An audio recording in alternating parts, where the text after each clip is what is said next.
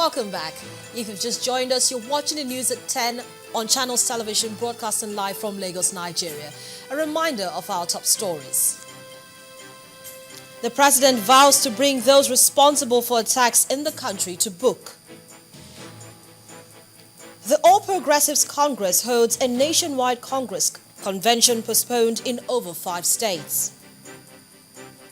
Nigeria and Benin Republic agree on the proper handling of imported cars. And Afghanistan's presidential election is set for a second-round runoff after no candidate wins the 50% needed to be outrightly elected.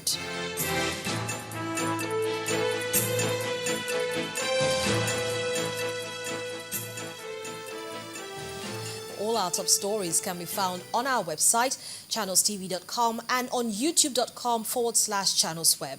To get us on the move, visit m.channelstv.com to view us live on your mobile device. You can also download the Channels TV app for Android, iOS, and Windows phones from their respective stores. Even better, you can use the Channels Eyewitness feature on our Android and Windows 8 platform to share your pictures or videos with us. In Jos, the Plateau State capital, Nigeria's north-central region, the National Orientation Agency has assured the people that decisions taken at a town hall peace meeting towards finding lasting solution to the incessant conflicts between herdsmen and farmers in the state will be implemented. The Director General of the agency, Mr. Mike Omeri, believes that decisions taken at the town hall meeting will be used as a template in other places experiencing similar conflicts.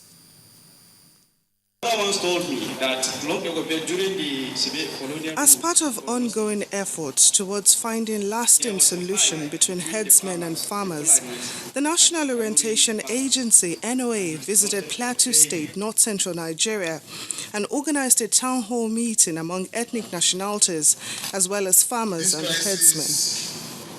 The Director General of the National Orientation Agency set the ball rolling at the meeting.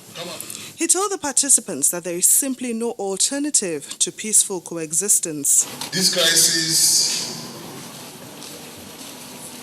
may have come about as a result of misunderstanding, under-information, over-information, because sometimes if you give people too much information, it becomes a problem.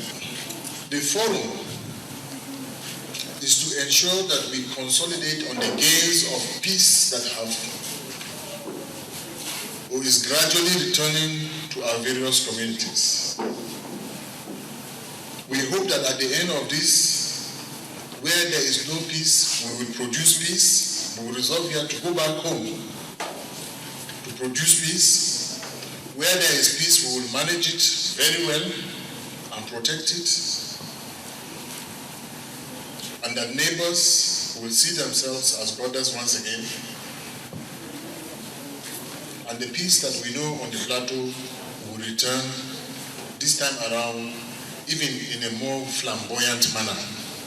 Representatives of the Christian Association of Nigeria, the Jamaatul Nasrul Islam, as well as the farmers and Fulani herdsmen on their part, say they are ready to find solutions to the conflict.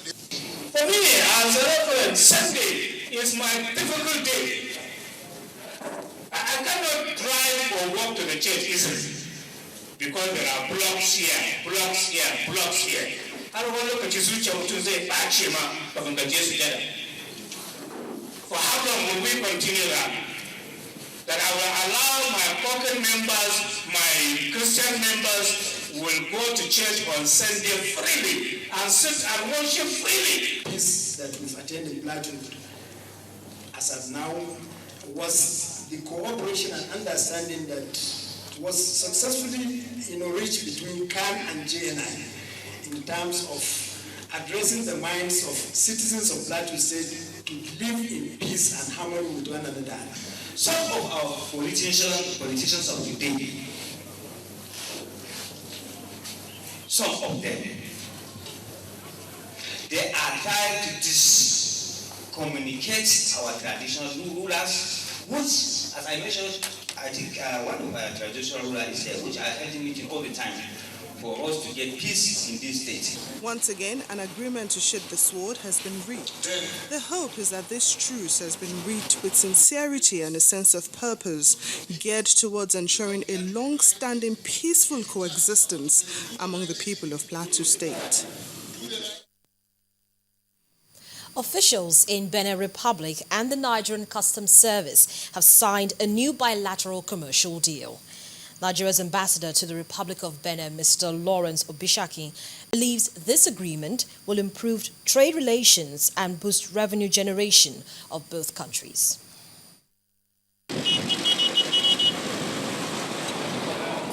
SEME, Area Command of Customs, is predominantly an enforcement area with a core mandate to suppress smuggling, to collect revenues and facilitate legitimate trade.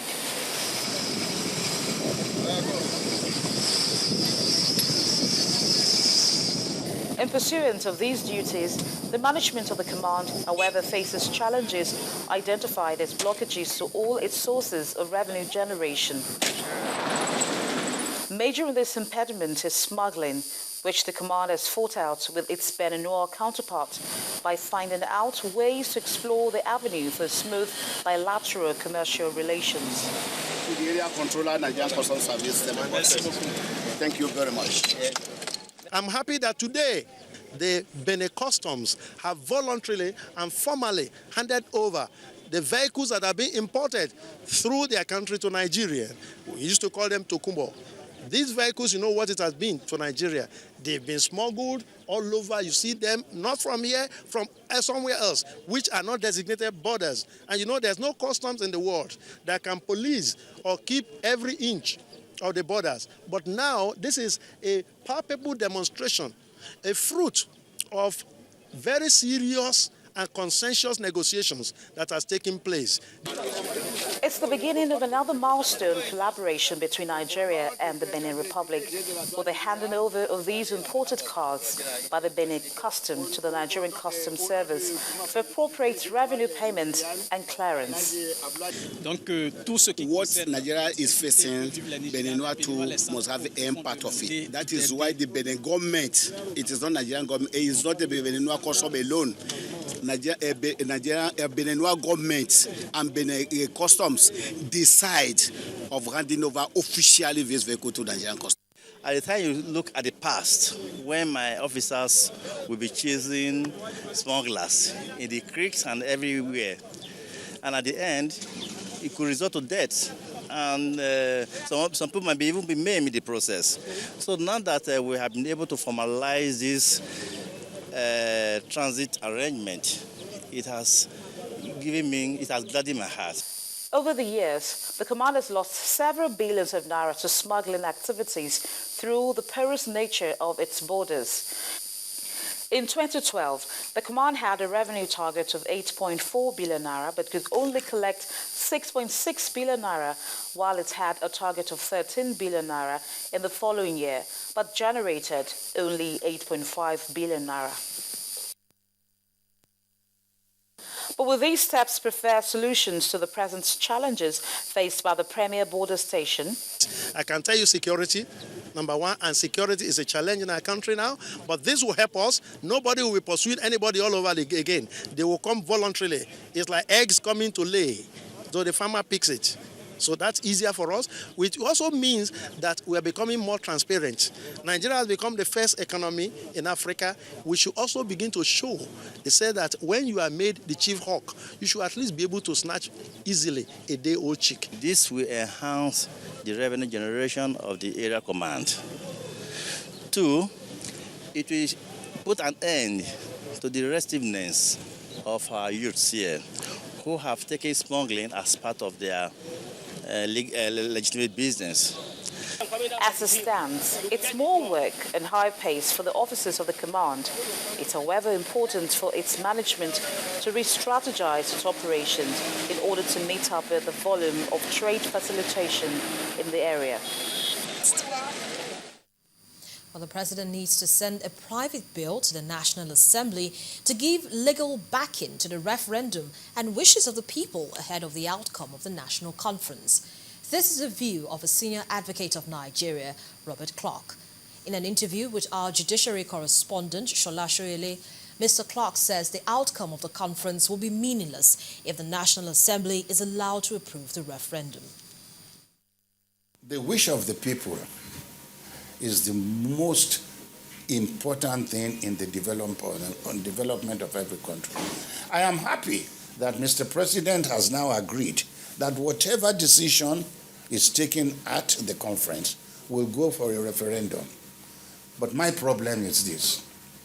With the greatest respect to Mr. President, he has failed to lay a legal basis upon which any decision of this conference comes round to do can be hinged upon. Is it too late for him to do that?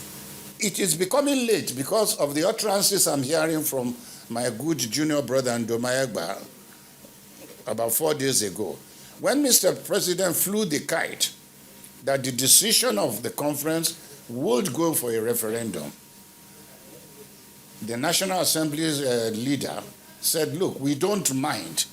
But of course, when it goes to referendum, it has to come to us again for approval. That is where we are going to have problem in Nigeria. I am telling you, I am seeing the dark cloud. Whatever decision this conference agrees upon in 3 or 4 months' time, if they make the mistake, it goes to referendum, and it drastically changes the system of governance we have today. This National Assembly will never approve it.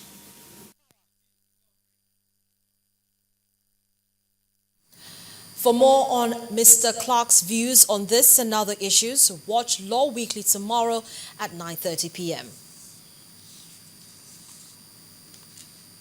Still ahead on the news at 10, 7 reference disease centers are being upgraded nationwide to check a possible outbreak of the Ebola disease. That's in a moment. Please join us again.